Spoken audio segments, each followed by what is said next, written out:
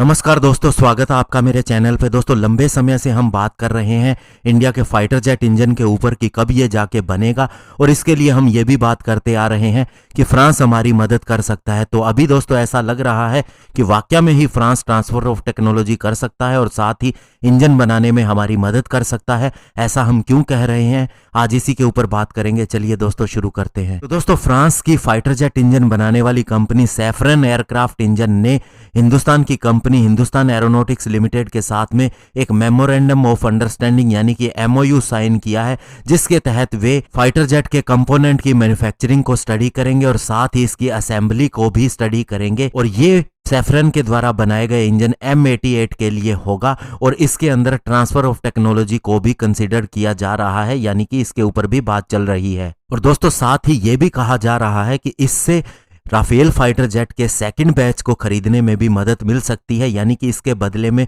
अब इंडिया 36 और Rafale fighter jet भी खरीद सकता है। और माना जा रहा है कि फ्रेंच काउंटर पार्ट के साथ इंडियन अथॉरिटीज की इसी के ऊपर चर्चा भी चल रही है। और साथ ही दोस्तों इसका एक फायदा फ्रांस को और भी हो सकता है कि इसी M88 इंजन को इंडिया के जो फाइटर जेट का निर्माण होना है उनके अंदर भी लगाया जा सकता है। यानी कि दोस्तों जनरल इलेक्ट्रिक से हम ज़्यादातर इंजन खरीद रहे हैं तेजस फाइटर जेट के लिए, लेकिन दोस्तों हो सकता है कि टेक्नोलॉजी ट्रांसफ़र के बदले में M88 इंजन भी मिल जाए, तो उसके अंदर बुराई नहीं है, क्योंकि दोस्तों ये भी उतना ही पावरफुल इंजन है और राफेल फाइटर जेट को भी ये पावर देता है।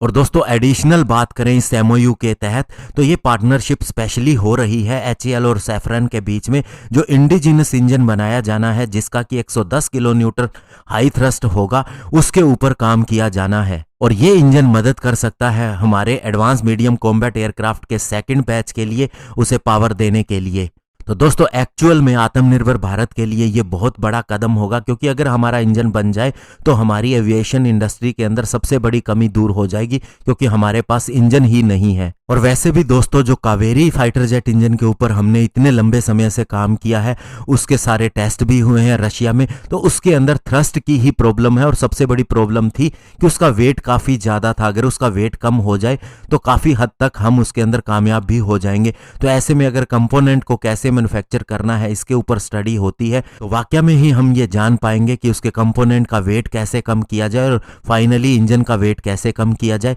तो इससे दोस्तों ऑटोमेटिकली उसका थ्रस्ट भी बढ़ जाएगा। तो इसके अंदर दोस्तों बहुत सी चीज़ें निकल के आएंगी, लेकिन बड़ी बात यह है कि जल्द ही हमारे इंजन के निर्माण का कार्य शुरू हो जाएगा। धन्यवाद, जय हिंद।